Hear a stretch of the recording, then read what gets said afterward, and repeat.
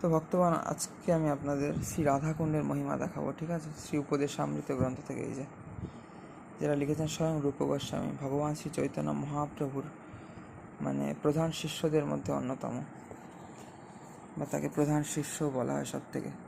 যাই হোক, এখানে তিনি লিখেছেন উপদেশামৃত গ্রন্থে 11টি শ্লোক আছে, তার 9 নম্বর শ্লোকে যে দেখুন, বৈকুণ্ঠাৎ জনিত বরা মধুপুরী তত্রাপি রাসোৎসবাৎ বৃন্দারণ্য মুদারবনি রমণা তত্রাপি গোবর্ধনঃ রাধাকুণ্ড মিহাপি গোকুলপতে প্রেমামৃতা প্লাবনাৎ কুর্যাদস্য বিরাজত গিরিতটে সেবাং বিবেকিনা কাহা।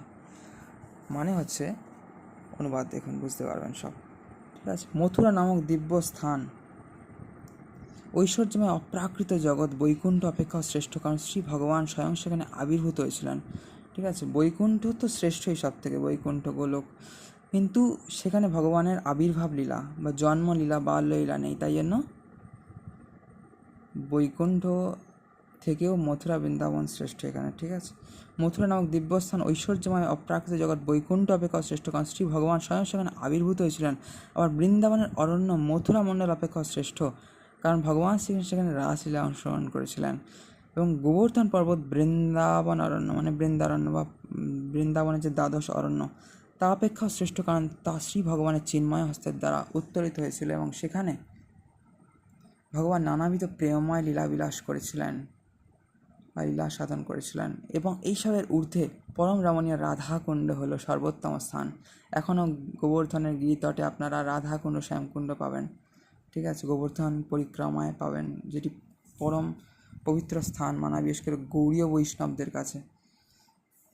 কারণ চৈতন্য মহাপ্রভু স্বয়ং এই রাধাকুণ্ডের অন্বেষণ করেছিলেন মহাপ্রভু বৃন্দাবন যাত্রার সময়, যখন বলদেব ভট্টাচার্যকে নিয়ে ঝাড়খণ্ডের পথে বিভিন্ন বন্য প্রাণীদের নাচিয়ে বৃন্দাবনে গিয়েছিলেন তখন। তো এইসবের ঊর্ধ্বে পরম রমণীয় রাধাকুণ্ড হল সর্বোত্তম স্থান, তার কারণ তা গোকুলরাজ শ্রীকৃষ্ণের অমৃতোপম বা অমৃতের সমান প্রেমের বন্যায় প্লাবিত হয়েছিল। সুতরাং এমন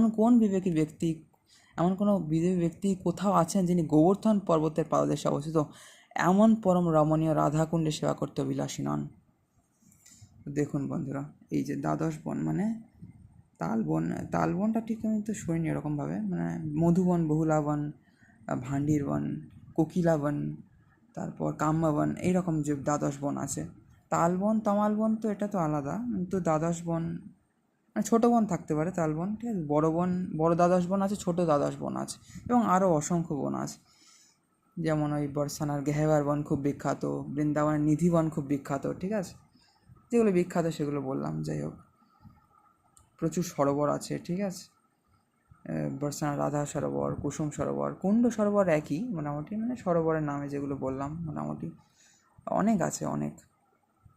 তো বৃন্দাবন 84 ক্রোশ আপনারা দর্শন করবেন, ঠিক আছে। এটা হচ্ছে প্রভুপাদের এই যে এটা হচ্ছে প্রভুপাদের ভাষ্য শ্রী উপদেশামৃতের উপর, ইসকনের ফাউন্ডার আচার্য, ঠিক আছে। এই বইটি আপনারা সংগ্রহ করতে পারেন, খুব সুন্দর, ঠিক আছে। পরম বই, ঠিক আছে, এক্সট্রিম লেভেলের ভক্তির বই এটা। তো সবাইকে হরে কৃষ্ণ, রাধে রাধে, সবাইকে ভালো থাকবেন, চ্যানেলে জুড়ে থাকবেন এইরকম ভক্তিমূলক ভিডিও জানার জন্য। এবং রাধাকুণ্ডের মহিমা যারা জানতেন তো জানতেন, যারা জানতেন না, জেনে কেমন লাগলো অবশ্যই কমেন্ট করে জানাবেন, ঠিক আছে। এখানে রূপ গোস্বামী এত মহিমা আরোপ করেছেন কেন জানেন? কারণ চৈতন্য মহাপ্রভু বৃন্দাবনে গিয়ে রাধাকুণ্ড খুঁজছিলেন, সেখানে তখন রাধাকুণ্ড ধান ক্ষেত ছিল বা ছোটো পুষ্করিণী ছিল।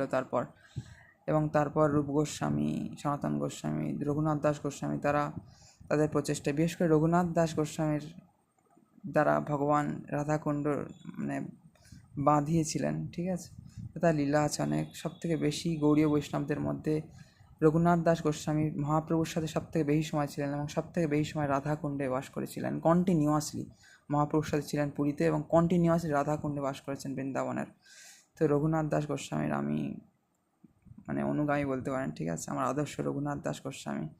তো রঘুনাথ দাস গোস্বামী জয় হোক। রূপ সনাতন গোস্বামী, আদি স্বর গোস্বামী বা আমাদের অষ্ট গোস্বামী, ভূগর্ভ এবং লোকনাথ গোস্বামীকে ধরে, এবং আমাদের হচ্ছে শ্রীরূপ, শ্রী সনাতন ভট্ট রঘুনাথ, শ্রীজীব গোপাল ভট্ট, দাস রঘুনাথ, ঈশ্বর গোস্বামী এবং লোকনাথ এবং ভূগর্ভ গোস্বামীকে ধরে আমাদের অষ্ট গোস্বামী হয়। তো সবার চরণে আমাদের নিবেদন করা উচিত যেন আমাদের কৃষ্ণ ভক্তি লাভ হয়, রাধা কৃষ্ণ চরণে পরম মতি হয়, ঠিক আছে। সবাইকে রাধে রাধে, সবাইকে হরে কৃষ্ণ বন্ধুরা, সবাই ভালো থাকবেন, সবাইকে রাধে রাধে।